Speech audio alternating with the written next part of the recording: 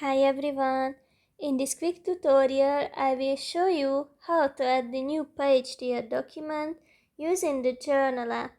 So just open the app and choose a file you would like to work with.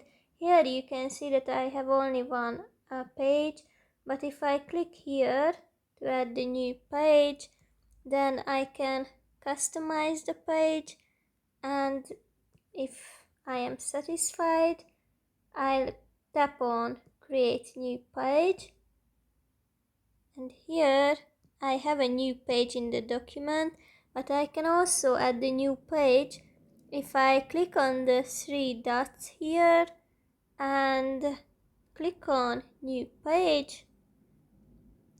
After that we can select same as current page, or we can add a new page style here, for example this one, and click on create new page. So that's basically it. It's quite simple and I hope it will be useful for you.